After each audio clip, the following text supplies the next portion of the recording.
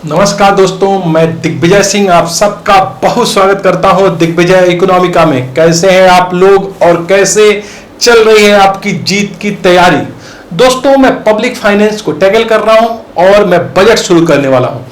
Budget को समझने के लिए तीन बेसिक चीजें आपको बिल्कुल पहले ही समझ लेना चाहिए। वो तीन कॉन्सेप्ट है इनकम, रेवेन्यू एंड रिसीट्स।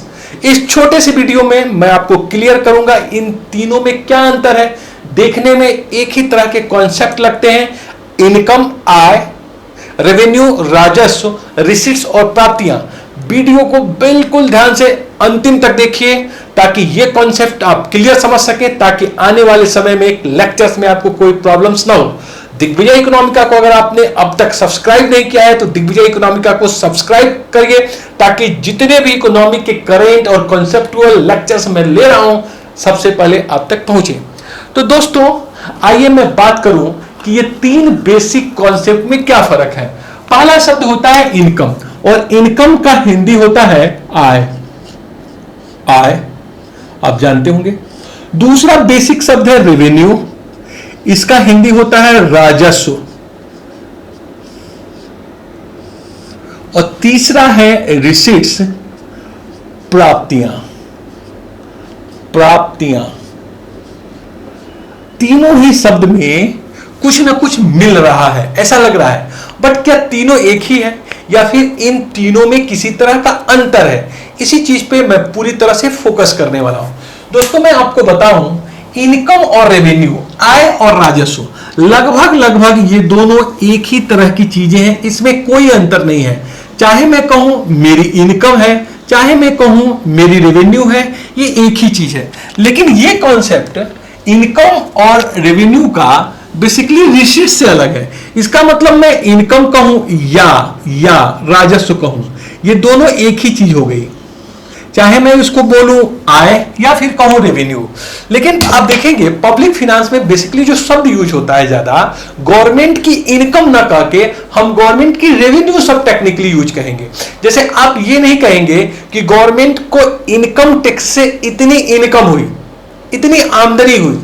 हम टेक्निकली कहते हैं, यद्यपि वो भी सही है, हम ये कहते हैं कि गवर्नमेंट को रेवेन्यू जनरेट हुआ इतने 100 करोड़ इनकम टैक्स से, या फिर जीएसटी से गवर्नमेंट को इतनी रेवेन्यू कलेक्ट हुई। तो यहां पे जब हम किसी इंडिविजुअल की बात करते हैं तो बेसिकली हम उसकी इनकम की बात कर रहे होते हैं, लेकिन गवर्नमेंट के पॉइंट ऑफ व्यू से हम उसे रेवेन्यू या राजस्व कहते हैं। यद्यपि इनकम और रेवेन्यू में, आय और राजस्व में कोई फर्क नहीं होता है, लेकिन जो आय और राजस्व है वो प्राप्तियों से बिल्कुल अलग होता है। इसको आइए हम ध्यान से सुने। देखिए, जो रिसीट्स है, प्राप्तियां, एक वाइडर रेफरेंस में यूज हो जाता है। अगर आप कहिए तो इस सबसे आसान में कहूंगा, जो रिसीट्स है, रिसीट्स वो ग्रेटर देन रेवेन्यू है, ग्रेटर देन रेवेन्यू है। मतलब जो प्राप्तियां हैं वो एक बड़ी अवधारणा है तुलना में रेवेन्यू या राजस्व के। दूसरे शब्दों में मैं ये कह सकता हूं कि सभी जो राजस्व हैं वो रिसीट्स होते हैं, लेकिन सभी रिसीट्स राजस्व नहीं होते हैं। सभी जो राजस्व है, सारे रेवेन्यू है, वो रिसीट्स तो होते हैं, लेकिन जो सभी रिसीट्स होते हैं वो रेवेन्यू नहीं होते हैं। इसका मतलब ये रिसीट्स में पूरा का पूरा रेवेन्यू तो आएगा, लेकिन इस पूरे के पूरे रिसीट्स में पूरी की पूरी रेवेन्यू नहीं आएगी। ये रिसीट्स में पूरा का पूरा रेवेन्यू आएगा, लेकिन रिसीट्स चूंकि इन रेवेन्यू से बड़ी है, इसका मतलब रेवेन्यू के अतिरिक्त चीजें भी इसमें आने वाली। देखिए, इसको एग्जाम्पल से हम समझे तो बहुत आसानी से आप समझ सकते हैं कि what is different between receipts and revenue. अभी तक टेक्निकली आपने ये देखा कि the concept of receipt is broader then revenue. Receipts एक बड़ा कॉन्सेप्ट है, सारे के सारे रेवेन्यू, जो सारे के सारे जो रेवेन्यू है वो रिसीट्स होते हैं, लेकिन पूरी की पूरी रिसीट्स रेवेन्यू नहीं होती है। इसे हम एग्जाम्पल से समझेंगे। मान लीजिए मेरा एक दोस्त है प्रमोद, और मेरा जो दोस्त प्रमोद है वो बैंक मैनेजर है एसबीआई का। बहुत ध्यान से सुनिएगा। अब मैं प्रमोद को ले रहा हूं एग्जांपल। मेरा मित्र है प्रमोद, और ये जो मित्र है प्रमोद वो बैंक मैनेजर है एसबीआई का। बैंक मैनेजर है वो है एसबीआई का। अगर वो एसबीआई में बैंक मैनेजर है तो उसको सैलरी मिलती है 60,000 उसकी सैलरी है। तो देखिए, अब प्रमोद की जो सैलरी हो गई, इनकम हो गई, वो क्या हो गई 60,000। 60,000 ये किसकी पार्ट आएगी, आय या फिर रेवेन्यू की पार्ट आएगी। यहां पे 60,000 क्या होगा, रेवेन्यू होगा। दूसरा, इस प्रमोद ने एक अपना घर बनाया है, कहां बनाया है, इलाहाबाद में। और जो इलाहाबाद में घर बनाया है उसमें जो ऊपर का फ्लोर है वो किराए पे दे दिया है, और किराए पे देने की वजह से वो किराएदार रेंट के रूप में इनको 10,000 रुपीज दे रहा है। तो इसका मतलब जो 10,000 प्रति मंथ ये किराया पा रहे हैं वो भी इनकी रेवेन्यू या फिर आय मानी जाएगी। इसके अतिरिक्त प्रमोद ने मान लीजिए 5 लाख रुपए एफडी कराया है, 5 लाख रुपए क्या कराया है, एफडी कराया है, जिसको एक साल में उनको 40,000 रुपए 40 के 40,000 रुपए उनको क्या मिलता है, इंटरेस्ट मिलता है। यह भी जो है उनकी रेवेन्यू की पार्ट मानी जाएगी, 40,000 रुपए एनम, आप समझ रहे हैं, एनुअल। कुल मिला जुला के चाहे वो सैलरी से प्राप्त हो रहा हो, चाहे बैंक उनको इंटरेस्ट दे रहा हो, चाहे म्यूचुअल फंड से उनको रिटर्न प्राप्त हो रहा है, या फिर उन्होंने एक ट्रक खरीद लिया है और ट्रक उनको मंथली कुछ कमा के दे रहा है, ये तमाम चीजें उनकी रेवेन्यू होगी। अगर आप इस कंसेप्ट को, इस एग्जांपल को अच्छे से समझ रहे हैं तो आपको मैं बताऊं कि जो रेवेन्यू है या फिर इनकम है, इसकी 2 बेसिक कैरेक्टरिस्टिक्स होती है। जो रेवेन्यू या इनकम है इसकी 2 बेसिक कैरेक्टरिस्टिक्स है। जो बेसिक इसकी कैरेक्टरिस्टिक है वो 2 है, बेसिक कैरेक्टरिस्टिक्स है वो 2 है। क्या क्या? पहली चीज ये होती है no liability, no liability generation, मतलब किसी तरह का उत्तरदायित्व इससे सृजित नहीं होता है। उत्तरदायित्व का सृजन नहीं, उत्तरदायित्व का सृजन नहीं। कैसे? खूब ध्यान से समझिए। उत्तरदायित्व का सृजन का मतलब यह है कि अगर प्रमोद को एसबीआई ने सैलरी दिया, तो प्रमोद को अगर एसबीआई ने सैलरी दिया है तो क्या प्रमोद उस सैलरी को वापस करेंगे? क्या नहीं करेंगे। इसका मतलब किसी तरह की लायबिलिटी उनके पास नहीं है और ना ही उनको कोई टेंशन है कि मुझे वापस करना है। अगर उनको रेंट में मिला है 10,000 रुपए प्रति मंथ, तो क्या उसको वापस करने वाले हैं? क्या उनको दिमागी एक बर्डन है कि मुझे वापस करना है? नहीं है, किसी तरह की वापसी नहीं करना है, तो किसी तरह की लायबिलिटी नहीं होगी। और इसमें किसी तरह का नो रिपेमेंट, किसी तरह का रिपेमेंट नहीं होता है। रिपेमेंट का मतलब किसी तरह की पुनर्वापसी नहीं है, पुनर्वापसी नहीं है। इसका मतलब ये नहीं है कि ये जो रेवेन्यू है मैं इसे वापस करूंगा। लाइक एग्जांपल कि मान लीजिए कि पापा बिजनेसमैन हैं और वो जेसीबी मशीन चलवाते हैं और उनको प्रत्येक महीने 50,000 की इनकम होती है, तो क्या उस इनकम को वापस कर देंगे? आपके पापा जो है जज है, तो जो सैलरी पाते हैं क्या उसे गवर्नमेंट को वापस कर देंगे? आपके पिताजी शिक्षक हैं, आपका भाई शिक्षक है, तो क्या सैलरी को नो रिपेमेंट, किसी तरह की वापसी नहीं होती है। आपकी इनकम है, जैसे चाहे आप ऐसे यूज कर सकते हैं। इट डिपेंड्स अपॉन यू कि आप उसे कैसे यूज करना चाहते हैं। तो रेवेन्यू में देखिए, जो बहुत अच्छे से समझिए, रेवेन्यू या इनकम होती है किसी तरह की लायबिलिटी आपके ऊपर जनरेट नहीं करती है, किसी तरह का बर्डन नहीं है। दूसरा, उसे नो रिपेमेंट लायबिलिटी, किसी तरह की वापसी नहीं करना है, ना मुझे प्रिंसिपल उसके लिए पे करना है, ना इंटरेस्ट पे करना है। इसका मतलब अगर एसबीआई ने प्रमोद जी को सैलरी दी है तो ना उसे प्रिंसिपल पे करने वाले हैं और ना इंटरेस्ट वापसी करने वाले हैं। कुल मिलाजुला के इनका। और एक चीज और भी बहुत इंपॉर्टेंट है कि ये कैसे यूज करेंगे, it depends upon owner. Owner decide करेगा कि मैं इसे कैसे यूज करूंगा। इसका कोई प्री डिटरमाइंड यूज नहीं है। पहले जो है बैंक सैलरी दे प्रमोद जी को 60,000 और ये भी बोल दे कि आप इसे जो है मैकडी में पिज्जा नहीं खाएंगे, बर्गर नहीं खाएंगे, ये नहीं लगा सकता है कंडीशन।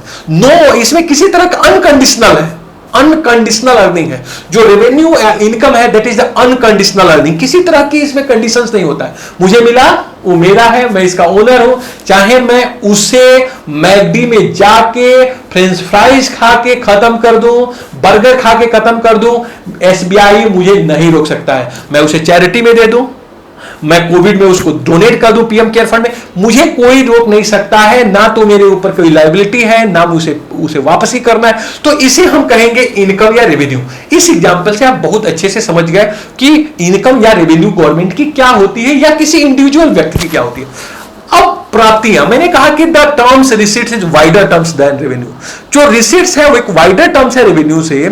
इसमें रेवेन्यू के अतिरिक्त भी कुछ और चीजें आएंगी। लाइक एग्जांपल, ये तमाम चीजें, ये रिसीट्स भी है और रेवेन्यू भी है। चाहे उनकी सैलरी हो, चाहे उनको किराएदार ने दिया है, चाहे उनका ट्रक चलता हो, ये उनकी रिसीट्स भी है और रेवेन्यू भी है, लेकिन कुछ चीजें रिसीट्स में और भी आई। लाइक एग्जांपल, मान लीजिए कि मेरे दोस्त है प्रमोद जी की सिस्टर की शादी हुई और उनके पास 10 लाख रुपए कम पड़े और उन्होंने 10 लाख रुपए अपने ही बैंक एसबीआई से उधार ले लिया, लोन ले लिया। तो जब ये लोन लेंगे तो उनके ऊपर लायबिलिटी जनरेट हो गई, ईएमआई कटेगा हर मंथ और प्रिंसिपल भी पे करना पड़ेगा, इंटरेस्ट भी पे करना पड़ेगा, लायबिलिटी भी जनरेट हो गई, टेंशन भी आ गया, रीपेमेंट लायबिलिटी भी आ गई और जैसे चाहे वैसे यूज भी नहीं कर सकते हैं। अब ऐसा थोड़े ना है कि होम लोन के लिए पैसा लिया प्रमोद जी ने और उसको मैकडी में जाके खत्म कर दे बर्गर खा के, नहीं, कंडीशनल होगा। जब बैंक लोन देगा तो होम लोन देगा, एजुकेशन लोन देगा तो एजुकेशन लोन होगा, अगर स्टार्टअप के लिए लोन देगा तो स्टार्टअप के लिए। तो देखिए जो रिसीट्स है उसमें वो भी चीजें आ रही हैं जो डेट है, वो आपकी नहीं है, आप उसके ओनर नहीं है, लेकिन आप उसे यूज कर रहे हैं as a income, but liability generate हो रही है आपकी। तो दोस्तों इसलिए आपको समझना पड़ेगा कि रिसीट्स में ये जो रिसीट्स है, प्राप्तियां, ये रेवेन्यू से बड़ी है। इसमें आपका इनकम भी आ गया, सैलरी भी आ गई आपकी, सारी रेवेन्यू, और इसके अतिरिक्त जो आपको डेट है, डेट का मतलब वो चीजें जो आपके ऊपर लायबिलिटी जनरेट करे। लायबिलिटी जनरेट करे का मतलब उसमें प्रिंसिपल भी आपको पे करना पड़ेगा, उसका जो इंटरेस्ट भी आपको पे करना पड़ेगा, आपको ये तमाम चीजें पे करनी पड़ेगी। तो कुल मिला के जो प्राप्तियां जो शब्द है, जब मैं कहूंगा गवर्नमेंट की रिसीट्स, तो आप ये ध्यान रखिएगा कि गवर्नमेंट की जो रिसीट्स है वो रेवेन्यू से ज्यादा होगी।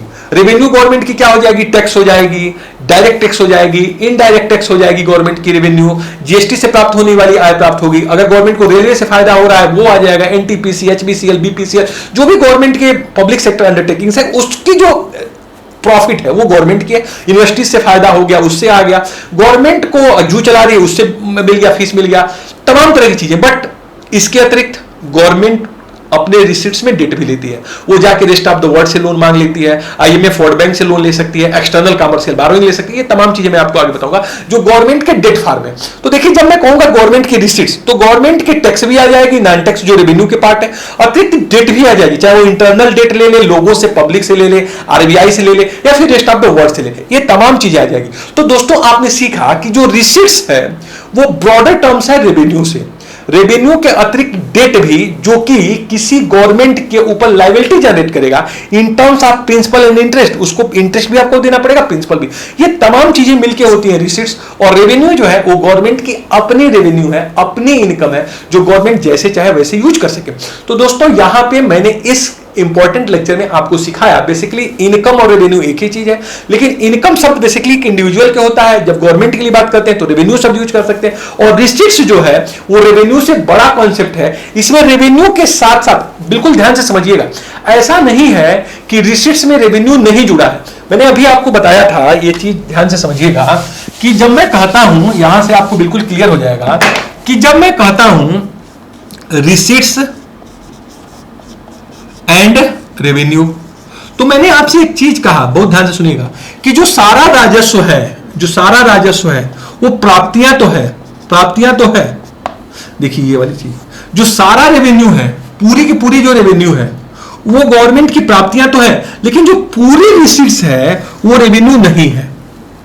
लाइक एग्जांपल, अगर मैं कह रहा हूं कि गवर्नमेंट को इनकम टैक्स मिला, तो इनकम टैक्स गवर्नमेंट की रेवेन्यू भी है, रिसीट्स भी है। लेकिन मैंने कहा कि गवर्नमेंट ने आईएमएफ से लोन लिया, तो आईएमएफ से लोन जो है ये रिसीट्स तो है लेकिन रेवेन्यू नहीं है। मैंने कहा कि गवर्नमेंट को एनटीपीसी से फायदा हुआ, एनटीपीसी से, तो एनटीपीसी से मिलने वाला फायदा गवर्नमेंट की रिसीट्स तो है, लेकिन जो गवर्नमेंट ने यूएससी से लोन लिया वो बेसिकली उसकी रेवेन्यू नहीं है। इसलिए मैं कहता हूं कि the terms receipts is broader then revenue. इस रिसीट्स में पूरा का पूरा रेवेन्यू आता है, लेकिन पूरा रिसीट्स रेवेन्यू में नहीं आता है, इसलिए बड़ा कॉन्सेप्ट है। तो यहां पे मैं समझ रहा हूं कि इस कॉन्सेप्ट अगर आप ठीक से वीडियो देखे होंगे तो पूरी तरह से क्लियर हो गया है। Thank you for watching Digvijay Economica. God bless you.